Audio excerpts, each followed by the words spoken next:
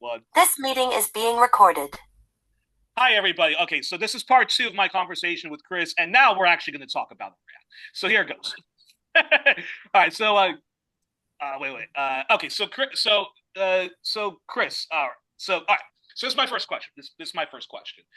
So it's the following. Now, I always thought, unlike getting people to mobilizing against ousting the Syrian Arab Republic, Libya under Gaddafi, and all of these morons who still stand with puppet Ukraine and NATO, that at least the peace movement made sure no war on Iran, regardless what you think of the Islamic Republic, was pretty advanced. Well, it turns out we've been sleeping at the wheel because these latest demonstrations in solidarity with the protests in Iran and whatnot, violent or otherwise, have people waving Israeli flags, carrying pictures of the Shah and his widow. The Shah's son, who wants to restore the absolute monarch, is always now speaking at some five-star hotel or a huge auditorium, often pre-recorded. Now, many Iranian diaspora folks, we see them constantly in the U.S., Canada, Britain, France, Germany, Australia, New Zealand, Holland, you name it.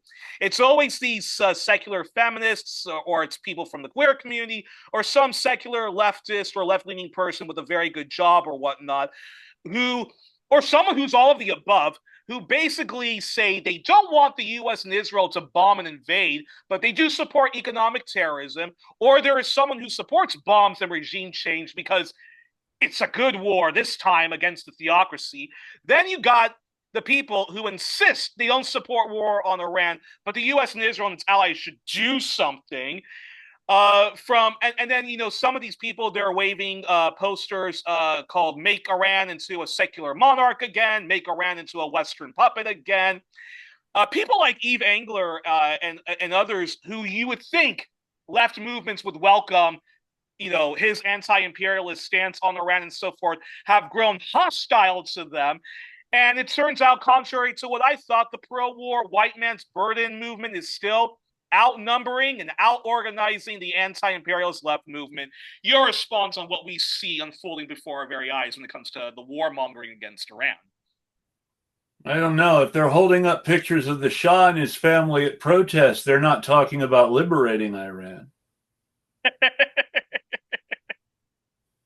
I mean, Iran was, quote, liberated, unquote, in the late 1940s, became a republic. The Shah was reduced to constitutionally bound powers only. They had a prime minister. Prime minister was a reformer and a social democrat, also a religiously conservative Muslim. Interesting combinations of things, but they were doing pretty good until they decided they were going to nationalize their oil fields, and then the British National Oil Company went whining to Eisenhower, and the U.S. overthrew the Iranian Republic and put the Shah back in power. Now, then there was an Iranian revolution, originally by left-wingers and social democrats and communists, to get rid of the Shah, but the U.S. co-opted that revolution and got them to put the leader of their conservative religious establishment, who was in exile in France. Because he had literally been persecuted under the Shah. And they decided he would be a better person to run Iran than communists, because of course this was the Cold War. But then he decided that the U.S. and the way that it ran its empire was just not compatible with a reading of the Quran. Shocking. I don't know how compatible it is with the reading of the Bible either, but that's another story. So actually, that's actually a perfect segue to this question. So obviously, well, but before I actually get to my second question, so obviously it's very depressing to see the state of the supposedly left and its anti-war stances. They certainly don't have even the courage of their convictions, and and then somebody like Eve Engler, like he tells me he was invited to a supposedly anti-war demonstration with a bunch of Iranian Canadians, and they were all hostile towards him because of his anti-imperialist stances. My other friend, a documentary filmmaker, check out the docu series "Truth to the Powerless," is saying to me that he's having a very hard time talking to his Iranian friends who all basically either support overthrowing the Islamic Republic, maybe not militarily with the U.S. and Israel in sea, but more sanctions, more economic terrorism on the on the on Iran and everything you just laid out. How people who know all of this about history, it's just darn right. I mean, the problem with economic sanctions is all economic sanctions do is hurt people and make people unhappy. Now, this is supposed to be with the goal of having them overthrow their own government to make things better. But the people of Iran know that whatever problems their own government has, their government is still less oppressive to them than the West. Their government still creates fewer of their problems than the West. They've had less say than they would have liked over the years in the formation of their own governments because of the West. They didn't choose Khomeini any more than they chose the Shah because of the West. I mean, there were so many reasons bound up into why Iran is the way it is right now, and all of them have to do with the West. More Western sanctions aren't going to make anything better anywhere for anyone. Obama, I don't like to give Obama credit because, Obama did a lot of things I don't like, but Obama had the right idea when he started down the road of normalizing relations with Iran and Cuba. And the biggest disappointments of the Biden administration, even beyond unrealized domestic policy that Biden wasn't committed to anyway, is the fact that he couldn't even get us back on the road towards normalizing relations with Iran and Cuba. He had to keep shaking the sword and making noise and ratcheting up hostility that would only help Trump in the end. Well, and the funny thing is, like, every time I'm so part of my language, but I'm so fucking fed up with Western audiences doing the following. Every time there's a bunch of protests happening. It could be Bangladesh, it could be Nepal, it could be Iran, it could be Cuba.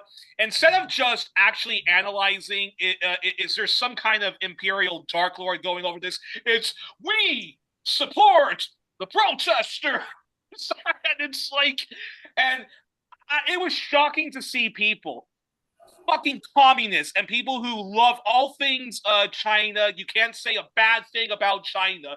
Who supported the ousting of the Nepalese communist government. And now those very protesters, again, Western color revolution, are talking about restoring the Nepalese monarch. Yeah, of course they are.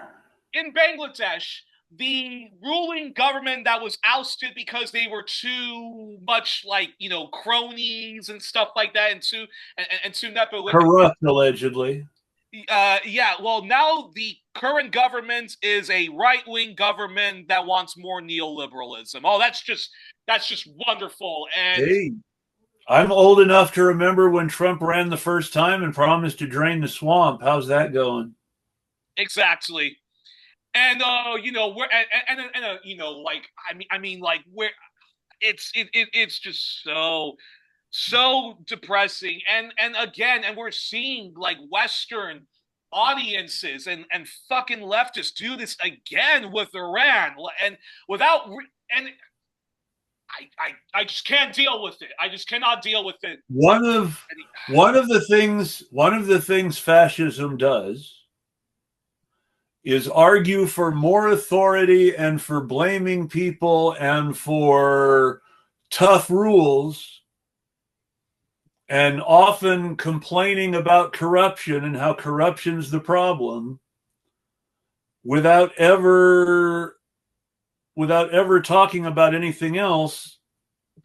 I mean, that's sort of a signal. You see Trump, we're going to drain the swamp, but then you see Trump is more corrupt than ever and more authoritarian than ever. But even that term corruption, because I mean, you know, when I first started 1+1, I was often invited on the barricade, which was pan-Eastern European left outlets, and my friend Boyan was saying that every time the West wants to oust their handpicked oligarchs and replace them with a new oligarch who's a little bit more pro-EU, but is still socially regressive and is economically, voodoo economics. He says they'll always use this term corruption. It's always vague, and basically corruption is just when corruption is the standard way business and politics are done. It's only corruption when the other side does it. And this is why I'm just so stunned, because again, I really thought, like, okay, that you're hostile to the Islamic Republic because because you're a secularist, you're an atheist. Okay, I can sort of understand that, but I still thought that the peace movement was much more advanced in trying to get people to protest against any invasion of Iran compared to Syria and Libya, which were both secular dictatorships. And now to see so many left-leaning people, and the biggest demonstrations is not for ending economic terrorism and war in Iran. It's actually like we want to restore the monarch. Well, you got to remember that those restore the monarchy protests are astroturfed. They're not legit. But they have, for the large part, co-opted the original protests in Iran because they are the most organized and are able to make the most noise and are able to get people to want to be with the loudest and the most organized. But, I mean, the Communist Party of Iran has a completely different position than the folks protesting for the monarchy. And the Iranian communists certainly don't want Western intervention. But actually, I'm glad you brought that up. I originally disagreed with the Tudeh party when they were saying that they supported people protesting because of that Iranian woman who died in custody from heart failure. She was never brutally beaten or anything like that. She just died from a heart failure. But she was pretty seriously worked over by the religious police. That's not really okay. Okay. That's fair, and when people were basically protesting, demanding that the Islamic Republic fall and Western imperial actions, you had a lot of very contradictory positions that even communists outlets were saying. So I mean, I have a fairly simple, not at all contradictory position. I want the bourgeois government of Iran and the bourgeois government of Russia and the bourgeois government of the United States and the bourgeois government of Canada and the bourgeois government of China and et cetera, to be overthrown by international socialist revolution. Now, I do not think the United States empire has anything to contribute to the potential liberation of Iran. I think the only thing the United States empire can ever do is make things worse for a country. I have a lot of support and good feeling for the Kurdistan Workers' Party, but in the end, they were screwed over by the imperialists every time, and now they've made peace with Syria and Turkey. And while the Iranian Kurds are seriously gearing up for this politics with Iran, do you really think that our government is going to be there for the Iranian Kurds any more than it was there for the Syrian or Iraqi or Turkish Kurds? Exactly. Exactly. And that is a perfect segue to this. You already talked about you actually already talked about this, which is incredible. That's why I have you on the show. Something I think gets lost even in the best anti-imperialist spaces and events. And while we should unconditionally support the Islamic Republic of Iran as it's in the front line against Western imperialism and the West's best friend, Israel, I think people, though, shouldn't overlook the following, which is this. The Islamic Republic of Iran was helped, put in power by France and Britain because Khomeini and his Islamist ultra-Shia movement were going to further eradicate the secular left in Iran. Yes. France and Britain and others in the West were okay with the Shah being overthrown as long as whoever was replaced would continue being a bootlicker for the West. All of this is before the Iran-Iraq war. And the Reagan campaign was sabotaging President Jimmy Carter's efforts to release the U.S. embassy staff who were held hostage by Iran after the overthrow of the Shah, and the Islamic Republic only released the hostages when Reagan won over Carter. And ultimately, the only reason Iran became a U.S. enemy in the end was because of the huge ramp up of pro-Israel military support under Reagan. Exactly. And this is and again, this is why Khomeini was allowed to board a plane from France and literally given a rolled out red carpet.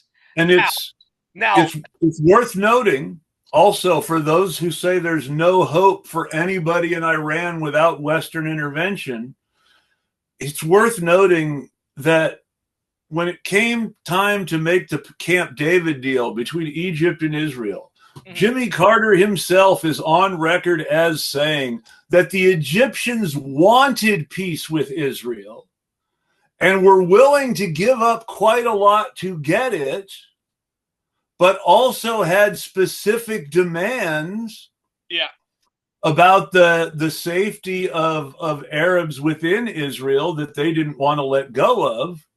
Yeah. And that he found these demands perfectly reasonable. The unreasonable person in the negotiations was Menachem Begin, the prime minister of Israel, who wanted to make everything difficult just to make it difficult because he didn't want to make peace with any Arabs.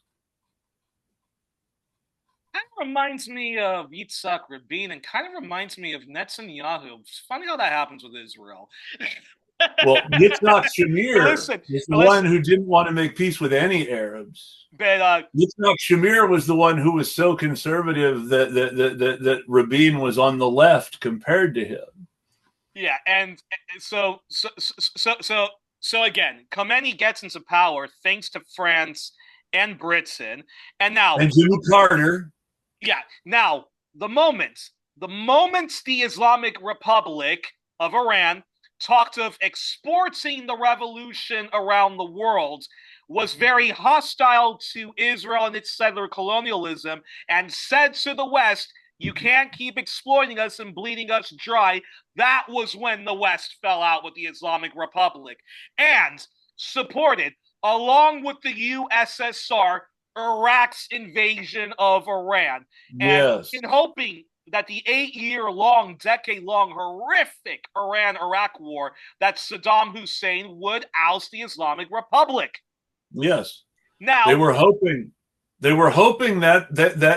ironically, they were hoping that war between Iran and Iraq would lead to the right wing taking over in Iran again. Exactly, exactly. And again, folks, like it gets even more fucked up because while the US and its allies were hoping the Islamic Republic would be crushed by Saddam Hussein in Iraq, the US with Israel as its middleman was secretly giving arms to the Islamic Republic of Iran to try to get hostages kidnapped by Hezbollah out of Lebanon. So the Reagan White House could continue giving arms to far-right fascistic death squads in Nicaragua, I'm sorry, the Contras, and allowing them to traffic crack cocaine into the U.S. So the U.S. and Israel, was arming both Iraq and Iran during the war. And while much of the West and their proxies in the Gulf was arming Saddam to destroy Iran, Israel thought Saddam was too pro-Palestine for them, so they gave arms to the Iranians. Yes. All this to say, the Islamic Republic, when it came into power during the final chapter of the Cold War, came because of Western imperialism. And I just think that has to go in the record rather than the narrative that even some good friends of mine say that the Islamic Republic has always been on the front line against Western imperialism and Zionism. Your response? Well, I mean, so it's worth remembering, what was the Arab Republic of Syria? Well, the Arab Republic of Syria was founded by the original President Assad, who actually gave up his position for a while to become the vice president of the United Arabic Republic under Gamal Abdel Nasser of Egypt, who became president of the UAR. That didn't last very long because Iraq, which was supposed to join, never did. And because Iraq never joined, the Syrians eventually left again. But Assad and Nasser were always on good terms. They were always allied. Assad was the founder, well, not the founder, he was one of the followers of the founder, but Assad was the leader of the Syrian wing of the Ba'ath Party, which was the same secular social democratic party that Saddam Hussein got his start with. But Saddam, because he was groomed by the CIA, the British deep states, Germany, France, and so forth, was always more sectarian than Assad. Hence why there, hence why even. Anyways, hence why he did the genocide towards like the Kurds and was very like Iraqi Baathism was pro-Sunni in a way that Syrian Baathism was not. Yeah. And because the Iraqi religious majority is Shiite, Iraqi Baathism was sort of trapped in the beginning into repressing its own population.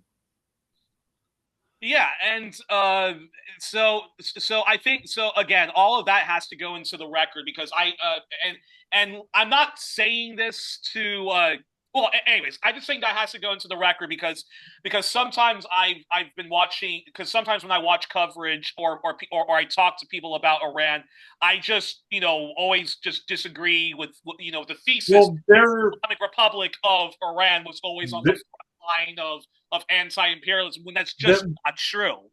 People have a belief that because Iran is an enemy of the empire of the West, that Iran is engaged in a principled struggle against imperialism. Yeah. Iran is a theocratic capitalist country. If Iran were to suddenly become the dominant great power in the world, we would see some form of Iranian empire because Iran is still a theocratic and bourgeois regime. Now, they're a whole lot less awful for their people than an American-backed regime would be. And I stand with Iran in the sense that I am opposed to any Western intervention and support the Iranian people against Western intervention. I also support the right of the Iranian people to have a communist revolution if they want one. Yeah. I'm not going to put myself in a counter-revolutionary position that I've seen some Canadian, especially American, especially Marxists tie themselves into in this. Well, Iran can't fall to a socialist revolution right now because Iran is the most powerful force against Western imperialism, and therefore it would be counter-revolutionary to have a revolution against Iran. And if you think about that, it really doesn't make any sense. Mm-hmm. But that's the problem with the Western left, whatever, but that's well, you know, Western imperialism is so deeply seated in us that we take it for granted. So even the best of the left sometimes just recycles bullshit. Because these same people who are saying that, where were they when a secular left-leaning Libya and Syria were being attacked by Western imperialists who were exporting ISIS death squads into the country? Well, I mean, I mean, these are the same people who were saying that we needed to support Syria and Libya. I mean, you got to remember, these are the folks who were being called Assadists for opposing Obama's very, very ill-conceived military program in Syria and Trump's continuation of it. To which I say, you know, if ever somebody does call me like an Assadist, you paint way too much of a rosy picture of the Syrian Arab Republic, you Assadist, I would say, an Assadist? You mean I'm a secular, left-leaning feminist and not sectarian? I'm opposed to sectarian warfare. Non-sectarian that supports the axis of resistance. You damn right, I'm a goddamn Assadist.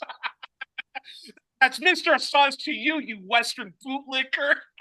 Now, I don't know that I would call the end product of Syrian Baathism socialism or leftism anymore. But it was a secular country.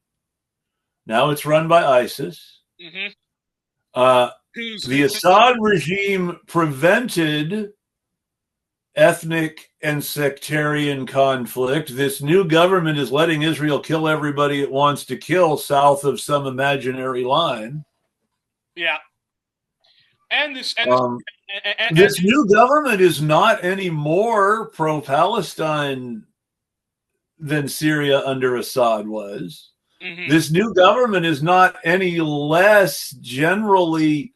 I mean, let's remember that when it was still convenient, Assad is the guy who was letting the CIA torture people in Syria because it wasn't legal for them to torture people in America.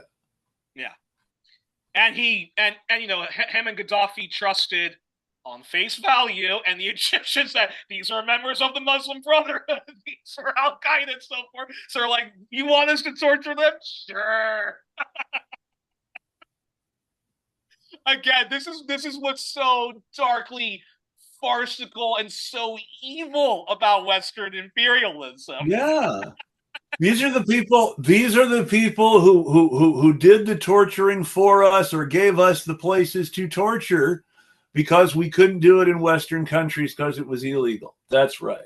And then when you throw Israel into it, it's a whole nother like level of just complete evil and like complete dark. You remember when even under such a hard nationalist as Yitzhak Shamir, that Israel was being persuaded by George H.W. Bush not to shoot back? Because if you let Iraq shoot at you, you'll get sympathy. Whereas if you start shooting people, you'll be the bad guys again. Well, George H.W. Bush give a broken clock credit sometimes. I mean, people have this weird image that Clinton was like pro two-state solution, like pro Palestine. When actually when actually Clinton attacked George H.W. Bush from the right, because George H.W. Bush was saying to the Israelis, stop putting illegal settlements in the West Bank, Gaza, and East Jerusalem. Yes, yes. You know, and you know, before I take this back to Iran, I want to remind people something so messed up. Clinton was groomed for the job he had because he was a flaming right winger, and on yes. policy on Israel, Clinton was very much when. Now, when Clinton did what people thought was going to be the two-state solution, a Palestinian state that's the West Bank, Gaza, and East Jerusalem, even though Israel, even under Rabin, was still not dismantling illegal settlements, the Israelis thought Clinton was being too pro-Palestine. So Israeli secret services actually leaked to the Republican Party and to a growing Fox News Bill Clinton's consensual affair with Monica Lewinsky, leading to the clusterfuck situation we all remember that. And the fact that Bill Clinton, of course, with the Jeffrey Epstein human trafficking scandal, I still don't understand why the Democrats thought that this was going to hurt Trump, because it's under the Clinton administration in the 90s that Epstein starts his human trafficking. Sure, it would. Well, I mean, it would hurt Trump in the sense that he was one of Clinton's donors in those days. I mean, Trump and remember, I'm old enough to remember when Chelsea Clinton went to Harvard, and her best friend while she was in college was Ivanka Trump. Now, yeah. I'm old enough to remember. I'm old enough to remember that Bill Clinton was running against a candidate for the Democratic nomination for governor in Arkansas who wanted to end the racial wealth gap in Arkansas and provide basic guaranteed minimum income for everybody with a job. And it's hilarious because that candidate, who also supported Jesse Jackson for president in 1988, is best remembered for the Eisenhower administration for opposing the desegregation of Little Rock Central High School. But by 1984 and 1988, he's saying we were lied to by the capitalists. The poor white man and the poor black man need to come together against the rich white man. Mm-hmm. Mm-hmm. And Orville Flavis was this man's name. But I also just want to say, actually, let's pause that. Let's go back to Iran, but there is something I do also want to say about the Epstein human trafficking scandal, the Clintons in Israel. But let's pause that for a moment and go back to Iran. Now, the Islamic Republic. So all that being said about the Islamic Republic of Iran, it was groomed by the West. The West was giving arms. Israel as well was giving arms to it because it's just so much fun to see the Middle East on fire and whatnot. Now, the Islamic Republic of Iran, as it currently is not the same regime it was under Khomeini when he founded it. It has, in some areas, allowed women more freedom than, again, what women get in Saudi Arabia. And at some point in the 90s, the fatwa on Salman Rushdie was lifted, and Iran's foreign policy was basically, look, you respect our sovereignty, we respect your sovereignty. We aren't interested in exporting the Islamic Republic all over the world. But on Israel, they remain vigilantly anti-Zionism and for Palestinian resistance in all ways. And Iranians, when they vote, they're often between that is if you're a secularist and whatnot, they often have to vote between a rock and a hard place.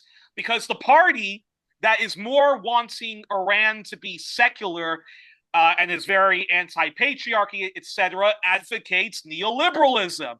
And they're pro-West, pro-Israel. Whereas those like Ahmadinejad, while his anti-Semitism and his other views are socially regressive, on economics, he's very left-wing. So Iranians and Iranian women and others from marginalized groups often have to think more freedom, capitalism, or status quo, but I hope socioeconomics will be better provided. And Iranians of all schools of thought are supportive of their nuclear program. And even if Iran isn't building nukes, they certainly don't give a shit. They want lectured by the U.S., France, and its proxies, Israel, Canada, and the EU. Iran has to have economic blockade because we think with bullshit junk evidence they are building nukes. Iran. It's also important to before I get your response. It's also important this. Ahmadinejad also never said Israel needs to be wiped off the map. Mm-hmm. What he said was Zionism needs to be erased and put into the dustbin of history like Nazism and communism. Yes. Your response, Chris. Well, the main thing that it's important to remember about Iran is that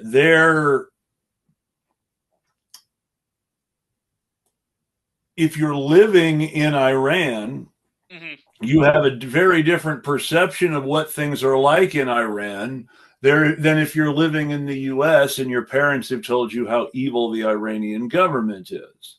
Exactly. Now, that said, even the pro-Western former president of Iran, who's under house arrest, says the West shouldn't attack Iran. The Iranian people should be able to solve their own problems without Western intervention, and that they certainly nobody needs to be bombing girls' schools. Mm-hmm. An Iranian American journalist I know, Zainab Day, says she's of the opinion almost that Israel jumped the shark, so to speak, and attacked Iran unilaterally, and that Trump is claiming credit for it in order to not look weak. Well, actuality, Israel's out in front of him and he's lost control. I don't think that's unreasonable. I think it's very likely that it's possible in this situation. Trump is not as smart as the Israel support as other Israel supporters in both parties. He's very much a blunt instrument.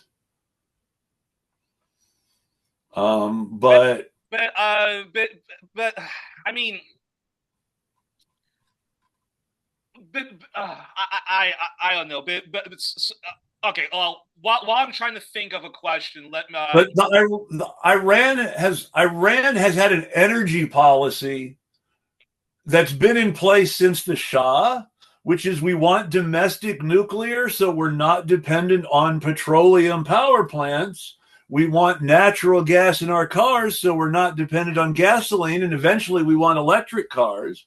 I mean, considering that the Shah's energy plan was kept intact by the Islamic Republic, it's extremely unlikely that the Shah's energy plan would not also be kept by any pro or anti-Western government that might take shape next. That energy plan is just, whoever comes into power in Iran is going to want nuclear power plants for the same reason. Well, in the end of the day, all this bullshit that Iran is making nuclear weapons, ergo they deserve endless economic sabotage and terrorism. It's like, first of all, I think it's bullshit. I don't think Iran is making nuclear weapons. But second of all, again, Libya Who Libya gives and a shit? Ukraine. Like, Libya and Ukraine both agreed to give up their nuclear weapons, and look what happened to them. no, but it's not even that. I think most Iranians in general are they don't want nuclear weapons, but for them, they just feel, who cares even if our government is building nuclear weapons when Israel is a belligerent pirate state that has nuclear Well, weapons, oh, sure. as But it's a belligerent pirate state with nuclear weapons, and France and Britain are belligerent pirate states that have nuclear weapons. So and let's not weapons, and since we were the victims of Western-made WMDs when Iraq attacked us, we should have the right to have nuclear weapons.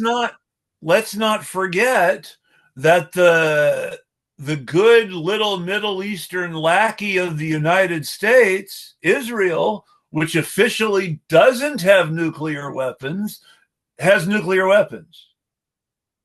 Exactly.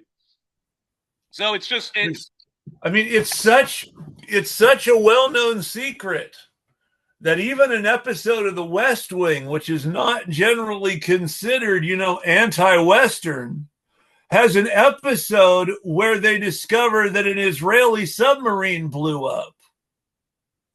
An Israeli nuclear submarine. And the reason that they're able to find out that the submarine that blew up was an Israeli nuclear submarine is because the corrupt vice president found out about Israel's nuclear program on a corrupt capitalist junket to Israel. But that, I mean, it's just so ridiculous that people don't know this, that people fall for all of this. And I also, going back to what you were talking about, how the West constantly grooms, and on our TVs they constantly prop up these pro-war and pro-economic terrorist Iranian diaspora folks. I mean, I think the reason why we completely fell asleep at the wheel when it came to trying to stop war on Iran is that Iran is an Islamic Republic. So a lot of people who protested the Iraq War or were informed on what kind of a country Iraq was under Saddam Hussein, they go, okay, well, the war on terror is all about fighting Islamic terrorism. If Iraq was secular, I don't want to overthrow Saddam Hussein, even if he might be a bad guy. Then comes Iran. Well, Iran is an Islamic republic. They are religious extremists. Ergo, we're okay with war on there. Like, I remember there was this British Iranian stand-up comedian, and one of her jokes was, "So I always run into people who don't know the difference between Iraqis and Iranians, and I say to them, we're the ones that actually have WMDs." Ha ha ha.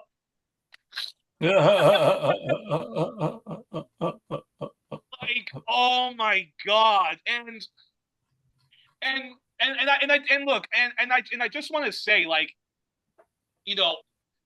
assuming that not all of these diaspora folks were people who were friendly with the Shah, and that these were people who genuinely have legitimate grievances and fled. Now, the irony of an Iranian comedian making this joke in the West is, of course, the weapons of mass destruction come from the West. Exactly. During the period when Saddam Hussein definitely did have chemical weapons and definitely was using them, he got those chemical weapons from the United States. They weren't Russian or Soviet or Iranian chemical weapons. They were American chemical weapons. And German and French. And German and French and Swedish, probably, because the Swedish make a lot of really fun military gadgets that get sold all over the world. Exactly. The Swedes loved their Cold War neutrality because it meant they could sell weapons to both sides of the Cold War. Exactly. And so there's that problem okay, so what I wanted to say about the Iranian diaspora folks, the well-meaning ones and the ones who are just dumbass Western bootlickers, is the following. Now, assuming not all of them have savak skeletons in their closet, they really fled because Ayatollah Khomeini was going to kill them for witchcraft and so forth. I just want to say the following. Look, I understand you guys have legitimate grievances and you guys have some intergenerational trauma that you're going through. But war is not the answer. And So there's something that's very important for me to tell you. Yeah.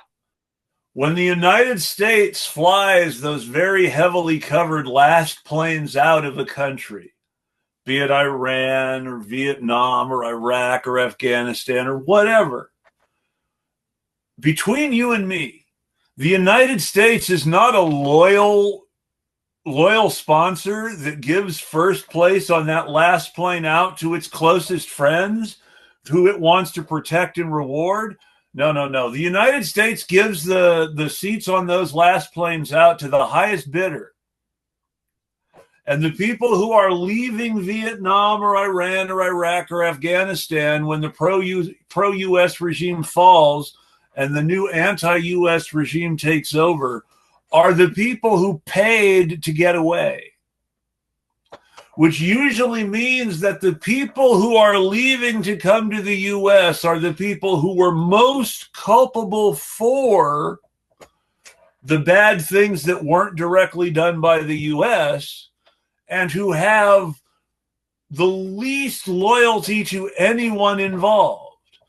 Our pro-US drones are dying in Afghanistan while rich bourgeois who are able to buy their way out and assimilate into America, but don't necessarily really care. They're just afraid that their standard of life will change and won't be able to partake in the same vices under the Taliban.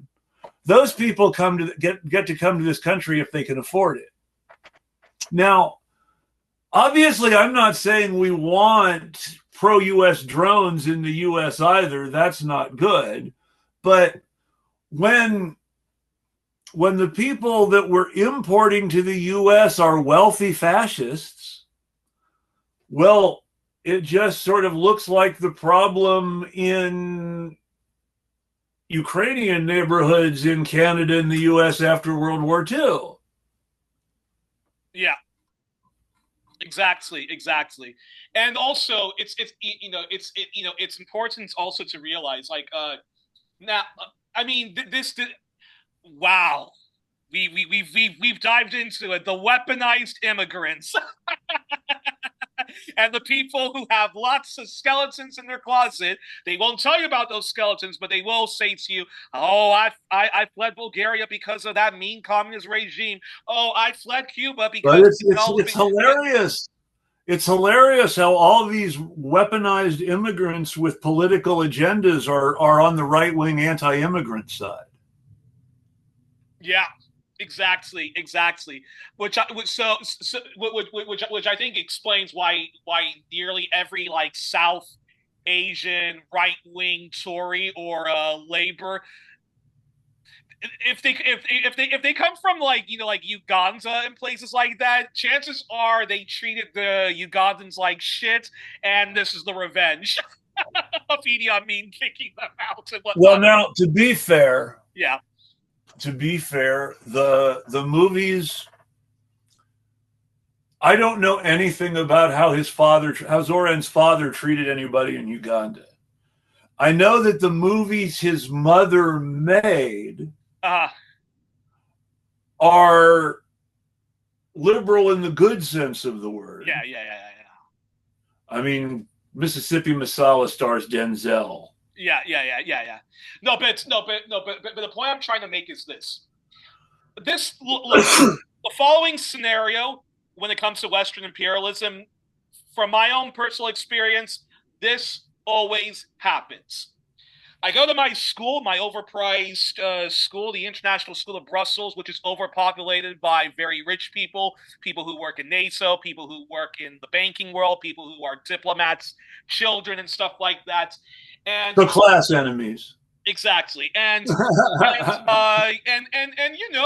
U.S. is being very hostile towards Venezuela. The U.S. is very concerned about human rights in Venezuela because it's under a socialist tyranny. And I will meet one of these Venezuelan people who are saying, even though they're working for said government, that the government is tyrannical and stuff like that.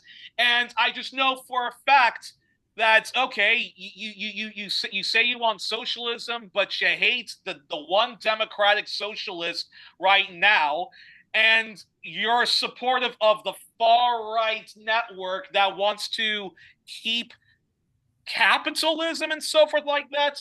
And the thing is, these diaspora folks, and assuming they don't have far right skeletons in their closet, will always go to an anti-war person and say, "Look, my parents were really, really persecuted by that government. That government is doing so many horrible things. You have to help us in this good war. Even if George W. Bush is a corrupt person, and even if Bill Clinton did mean things in Haiti, and even if Obama fucked up Libya, this is the good war," and so forth. And I am fed up of us being emotionally blackmailed and bullied by by by Where by by where by were the by, by, people? by, by these upper middle class affluent diaspora folks.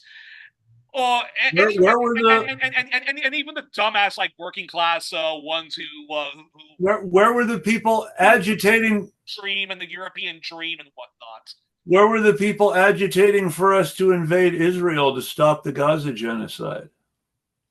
But Israel's the only democracy. It's the only ethnocracy in the Middle East.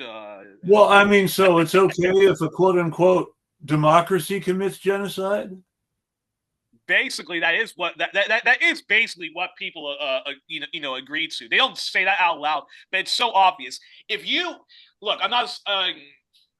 Look, I mean, if you go through the mental gymnastics of not speaking up, or not speaking out against Israel, but you're tweeting all day about stand with Ukraine, and you're completely ignoring the fact that it's Western meddling in Ukraine that caused the Russian invasion. And It's, if you claim you hate Putin and so forth, well then why did you guys all support fucking what do Yeltsin? what do Zelensky in Ukraine? Uh, I hate it when my memory Sigmund Rhee in South Korea and the military junta of South Vietnam all have in common. Well, they were supposedly fighting for democracy, but they all canceled elections.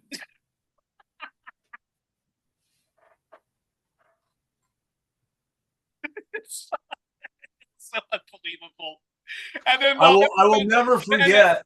Chris, well, this is also hilarious. Like, look, people can have whatever legitimate criticisms they want to make about China, but it's just so hilarious that all of the xenophobes I know, regardless of the political spectrum they're so hot that they hate like Chinese capitalism and Chinese corporatism, but none of them have a damn thing to say about a far right junta that was in Taiwan, a far right junta that was in South Korea, or the current Japanese government, in which you might as well call Japan a fucking one-party state because the LDP is the only one that wins, and they have ties to the Yakuza, they have ties to American big business, the CIA grooms all of those guys.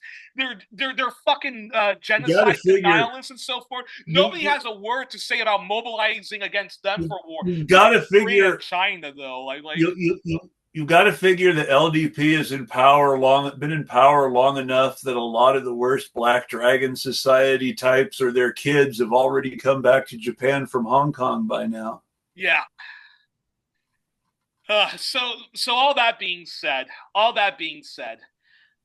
if you could try to convince an Iranian diaspora folk, a person who presents themselves as an Iranian secular leftist, or a friend of theirs who is a flaming feminist, queer liberationist, super Western that's ousting the Islamic Republic by military means or economic terrorism is not the way to wage their secular left revolution, women's liberation, or queer liberation, and that you are just being a feminationalist, a homo nationalist, and queer nationalist, and a tool for imperialism. How would you try to convince them? Do you think the Shah will impose Western civil liberties in the rural areas with the same dedication he will in the urban areas where people are watching?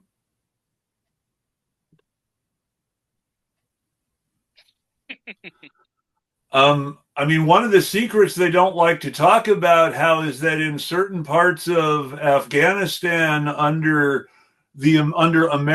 pro-American rule, there were still lots of places where the local government repressed women's rights in all sorts of ways. And that as long as it wasn't in some big city like Kabul where Westerners could see it, the pro-American government didn't really care. But they kept Kabul looking nice and Western for Western visitors. It's certainly like Haiti became the Republic of NGOs. There were plenty of religious discrimination against people in the backcountry, so to speak, under the Shah's Iran. Sure, it was all secular and Western in Tehran, but I mean, the Shah's secret police were too busy keeping the Shah in power to be rooting out queer bashers or anything like that. That wasn't their mission. There may have been pro-Western attitudes in big cities, but the Shah didn't have secret police that prevented people from committing crimes against members of their family justifying religion. He was too busy keeping himself in power. And who was he eradicating the most? I mean, yes, he was eradicating a lot of the back. The Shah only got into power to do what? To eradicate the secular socialist. Women might have the rights to wear miniskirts and Western hairstyles, but part of the reason the Shah was in power at all was because neither men nor women had the right to vote in Iran at the time. So what women's rights are we talking about? Will women have the right to vote under the new Shah? Will the new Shah's government be a constitutional Iranian republic like before the CIA-backed coup? Or are we talking absolute monarchy again? And if we're talking constitutional Iranian republic, why do we need a Shah? Well, what would you say to people who would say who would argue it's okay to restall the Shah because it'll give the space for more secular leftism to advance and queer liberation and feminism because the Iranian diaspora is going to be You think the Shah is going to be interested in pro-democracy movements after he takes power? Is that what you're saying? You think the Shah will support pro-democracy movements and further moving to the left in Iranian politics? Is that the reason for bringing the Shah back to Iran, to empower the Iranian left? Exactly. So hypothetically, if you were in an argument with one of these doofuses, you would just try to tell them the facts of history, the inconvenient truths that get left out, and just hope that they come to our point before. I have to find out if they're in good faith. And to find out if they're in good faith, I have to ask questions about the Shah like this. Now, I don't know how they're going to answer. I'm asking these questions because this is this is what I would ask them in order to find out if it's even possible to have a good. What do they believe the Shah's regime will be like? When we say that the Shah will be pro-West, does that mean the Shah is going to be pro-democracy and pro-free speech and not bring back the Savak torture chambers? Because, I mean, this was our liberal pro-Western Shah before. Yeah, women had miniskirts, but if women advocated for the right for people to vote instead of letting the Shah be in power, they also had the right to be tortured just like men. I mean, and also on top of that, like I never thought, even with the outstanding, unprecedented protests against Israel, that in this latest episode of imperialism we are seeing before our very eyes, the type of Iranian diaspora folks and their friends who are marching in Paris, in Germany, in the US and Canada. It's one thing to be waving. It's one thing to be waving pictures of the Shah, but to be waving fucking flags of the Zionist entity Israel and saying "Make Iran." I mean, if the people or whatever is this or whatever slogans. If the people who came out of the last flight out of Tehran were a bunch of reactionary monarchists and their kids are a bunch of reactionary monarchists, I mean, that's class. That has nothing to do even with the fact that they came here from Iran. That's a class issue. The ruling class brought in immigrants that would perpetuate the ruling class attitudes in formerly working class immigrant neighborhoods. That's one of the big differences you see post World War II versus pre World War II. Pre World War II, immigrants were working class and radicalized, and post World War II, immigrants are bourgeois or petty bourgeois and liberal or even conservative. Exactly. But certainly not radical in any meaningful way. Exactly.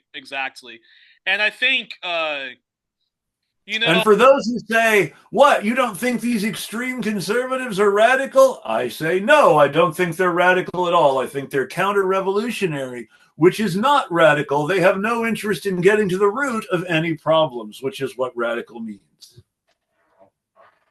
Yeah, well, I don't know.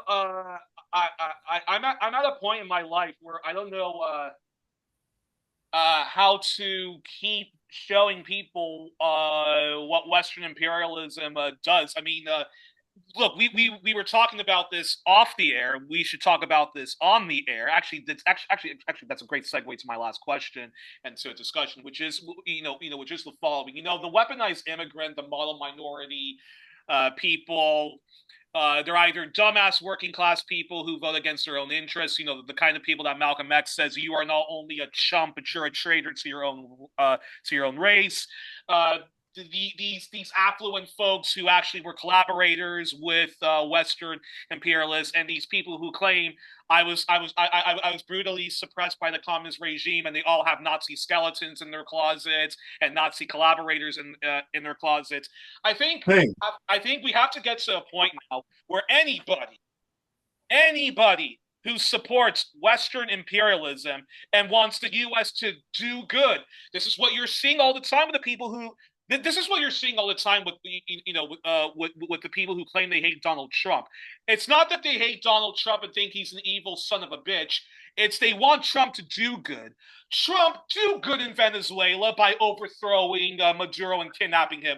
Trump, do something good in Ukraine by flooding it with weapons and bringing the war all the way to Russia. And on the topic of Venezuela, the Maduro defense is running out of money, and Trump is not allowing him to receive money from the Venezuelan government for his defense. Exactly.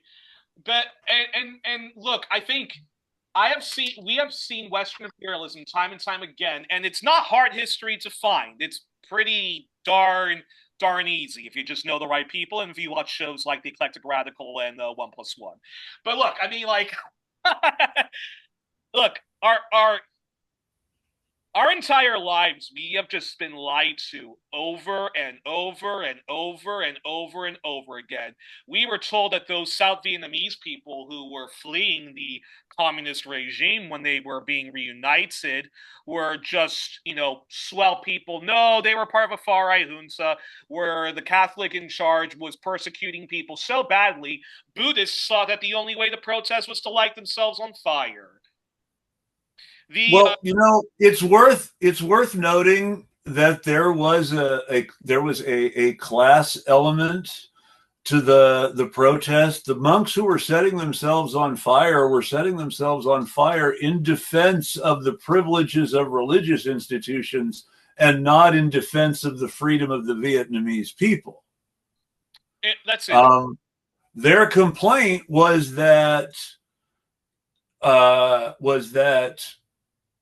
Diem was taking their monasteries and giving them to the Catholic monks. Okay, that's interesting. Now, it's worth understanding that both the Buddhist monasteries and the Catholic monasteries were landlords, and were particularly nasty colonial landlords who were often in cahoots with the French ruling class under the French regime, and who were frequently in cahoots with the worst elements of the military junta in South Vietnam.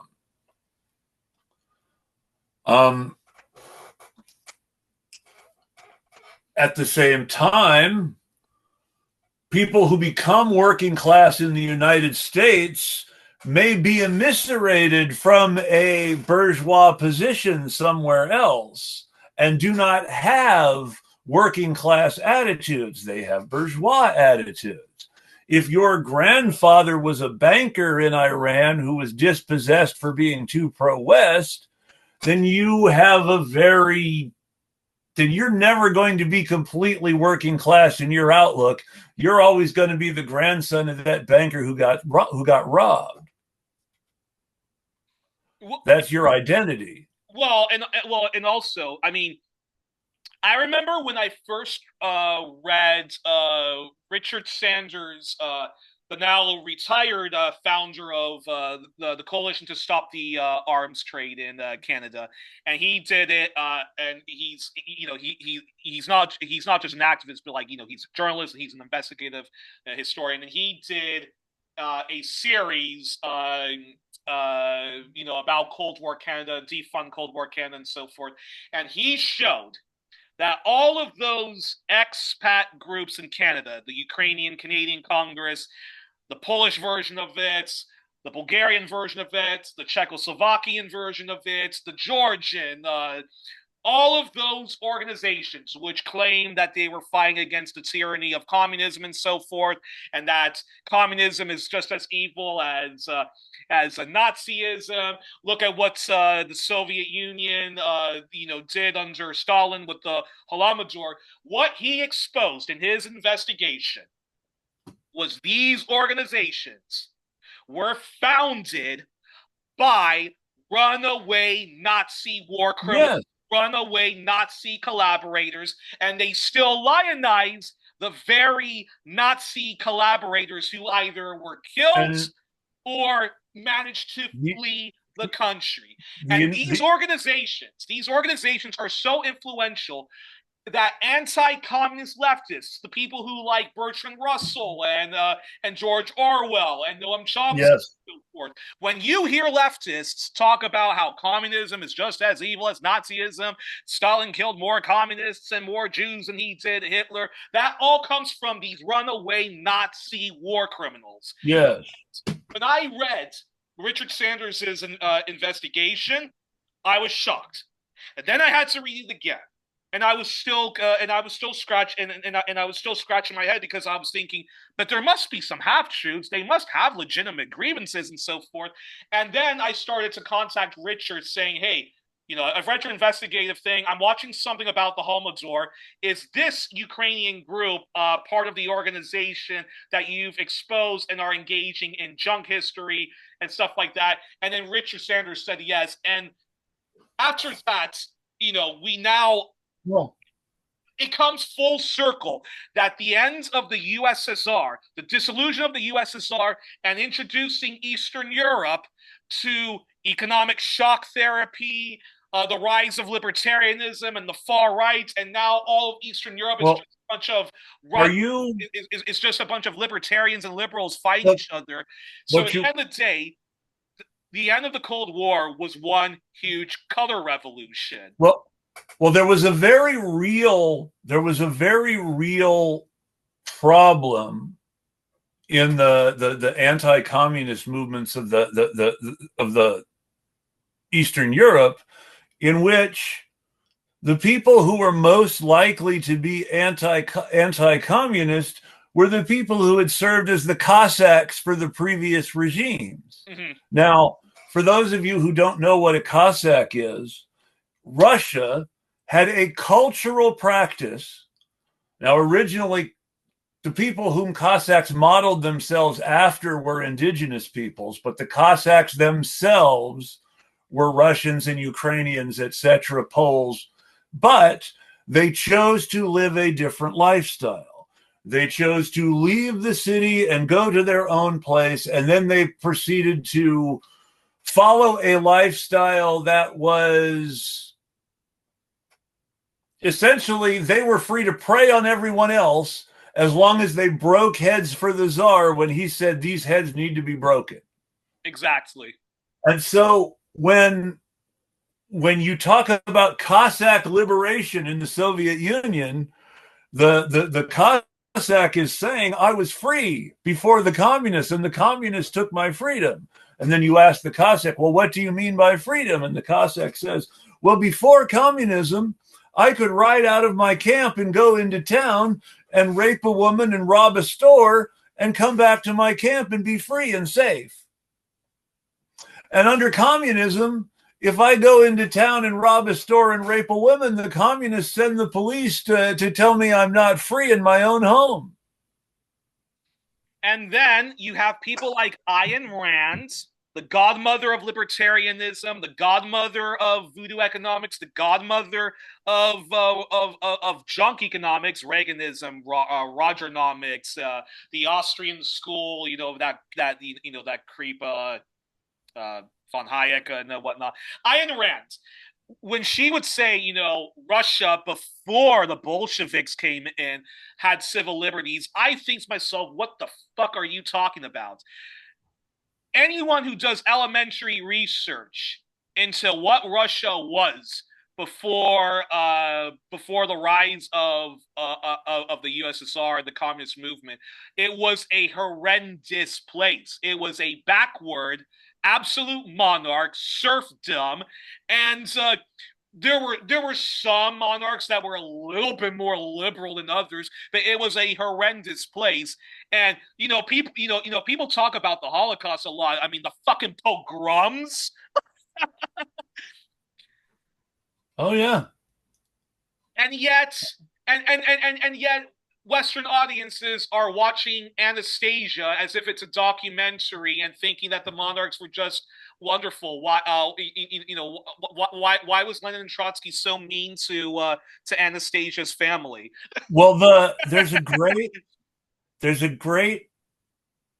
sort of exposure. Tom Clancy didn't think of it as exposure. He thought he was lionizing the heroes of CIA. But there's a great exposure of who people in CIA today are in what was it called? The Cardinal of the Kremlin. The Cardinal of the Kremlin is Tom Clancy's second book. The famous one, which everyone knows because of the movie, is The Hunt for Red October. But The Cardinal of the Kremlin is the second book. In The Cardinal of the Kremlin, we meet the CIA chief in Moscow and his wife.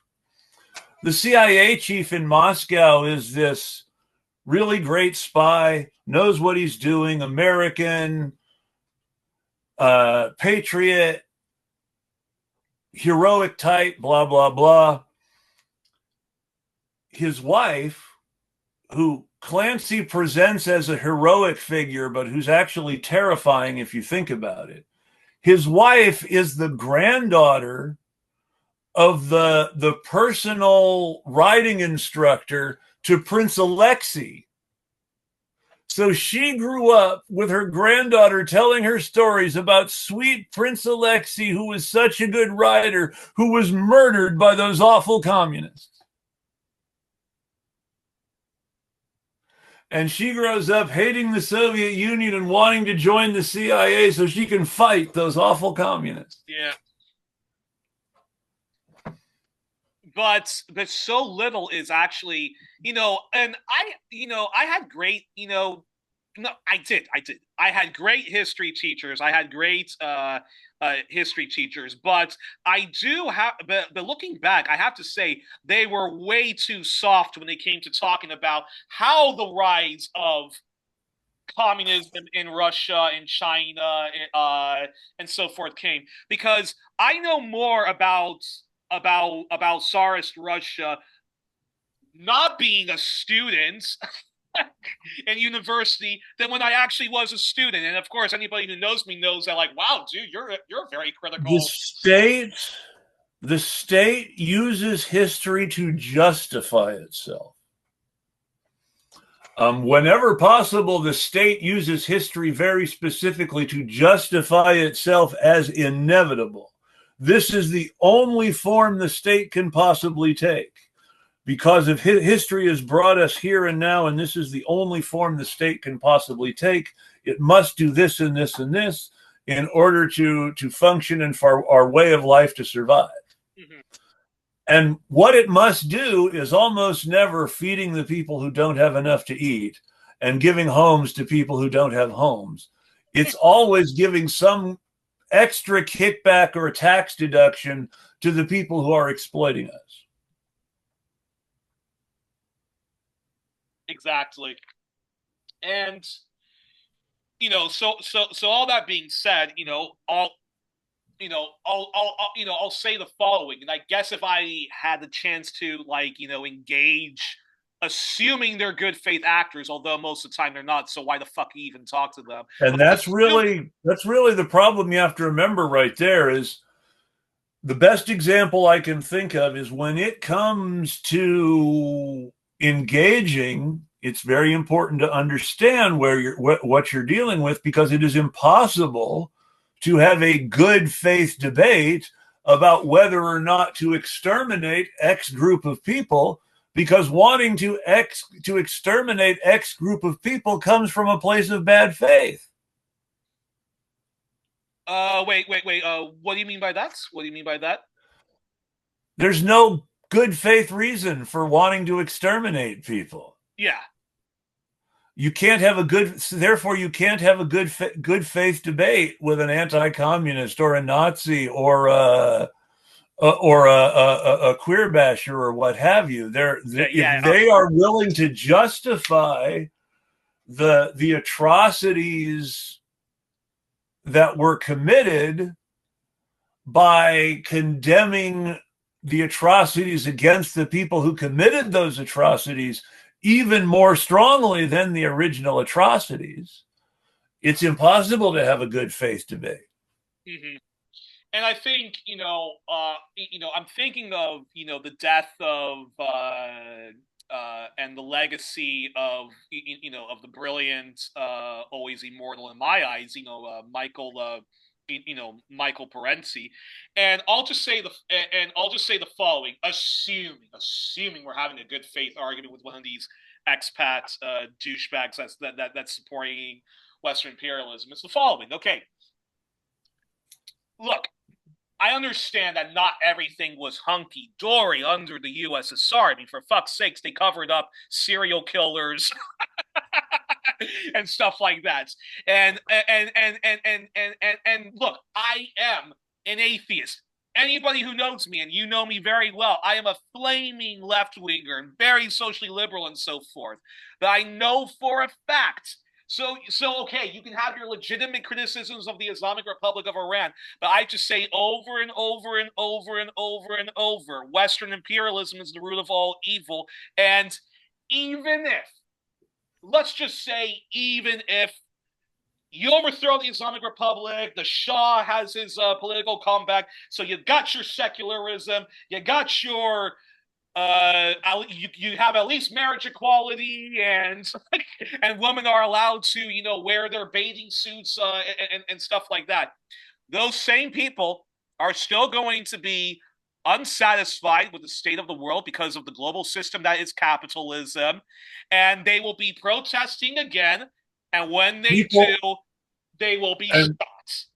And authoritarian or not, repressive of minorities or not, misogynist or not, what's going to happen is under any sort of pro-Western return to monarchy with the Shah returning to power, we're going to see less democracy than even exists under the Islamic Republic of Iran now, because an absolute monarch can only tolerate so much democracy before they cut off his head.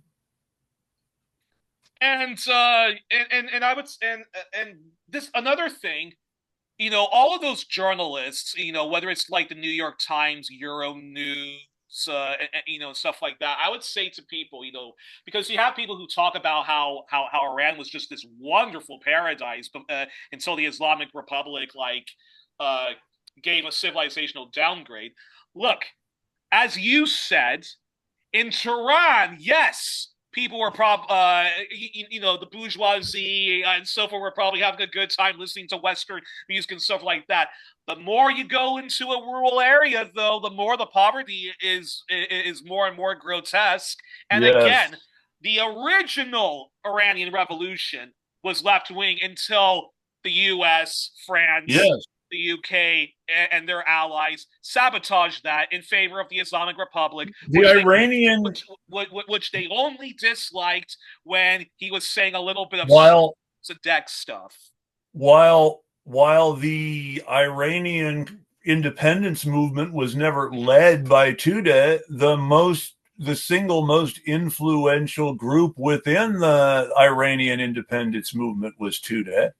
And the original Iranian Republic, before CIA brought the Shah back, was interested in things like giving people control of Iran's resources, not allowing the Western powers to keep plundering the country. Look, Stephen Kinzer, one of the honorable exceptions in corporate media of the Boston Globe. I read his book about the U.S.'s role in overthrowing Mossadegh. At the end of the book, he talks about how when the Islamic Republic of Iran came into power and was scolding the U.S. about overthrowing Mossadegh, Khomeini did not release Mossadegh from house arrest because he was secular. Yes.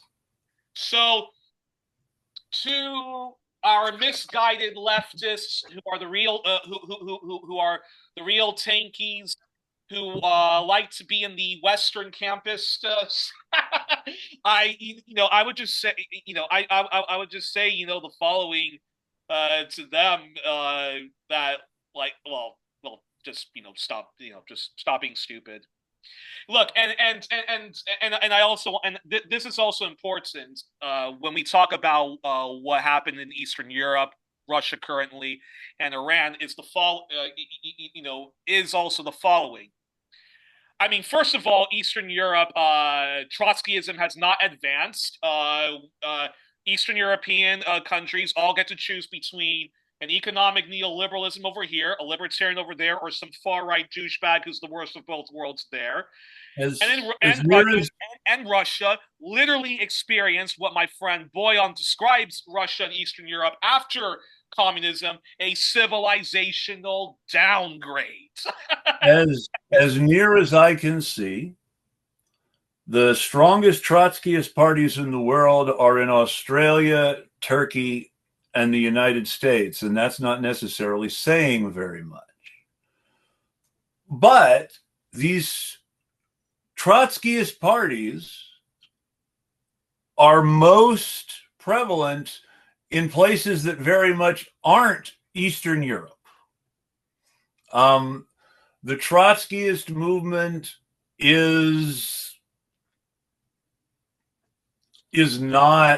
has not gone really anywhere in Eastern Europe. There is a decent-sized Trotskyist group in Ukraine. They're being repressed by the Ukrainian government. Trotskyists in the U.S. are certainly not standing by Ukraine. They're protesting the fact that their comrades in the Ukraine are being arrested by the government or disappeared. And I think we also have, and I think we also have to accept. I think we also have to accept the following. Piggybacking what you just said is don't know how to say this, but look, Western imperialism, nothing ever really, nothing ever really gets advanced. And I just want to say the following: we've eradicated the left, however imperfect it was in Eastern Europe and Russia, and we also have to accept the following. We really do have to accept the following. While we may have the right politics, and if we led revolutions, it would be wonderful. We have to accept this. There are Iranians who do support the Islamic Republic. Of course. And whether we like it or not, we certainly like to only hear people who we already agree with us and confirm our confirmation biases. But the fact of the matter is, there are Iranians who do support the Islamic Republic, just like there are Venezuelans. We may only listen to the far-right douchebags and the pseudo-leftists who are anti-Chavez and Maduro, but there are Venezuelans, working-class Venezuelans, and even people who live a five-star hotel life who do like the government. And I see this all the time in Eastern European affairs, particularly Russia. We keep trying to find a Russian who's leftist, who already says he hates Putin, and we never talk to the actual Russian who we may not agree with them economically because they probably are fiscally and socially conservative, but there are Russians who do like Putin because he does tell the U.S. to go fuck itself, unlike Yeltsin, who was drunk. And if we really wanted to advance the leftism, and this is where we come full circle when we talk about the Islamic Republic of Iran or Russia, we should do the following. If people say, why don't you support sanctions? Why don't you support regime change? Why don't we do this? We follow the Eve Angler ethos of international relations, and we should be advancing this endlessly going forward. First, do no harm. And we have done nothing but harm to Iran, to Russia, with our stupid Western do-goodism, our white man's burden syndrome and stuff like that. We have done nothing but harm. That the civilizational downgrade of a Yeltsin gave rise to a Russia, us overthrowing Mossadegh and supporting the Shah. We also supported the Islamic Republic of Iran. So we've done all this damage. So first, do no harm. And the Iranians themselves, Russians themselves, who know their history much better than you and I, who will enlighten us that there is a Jewish population in Iran, that there are indigenous people in Russia, let them be the ones to wage revolution.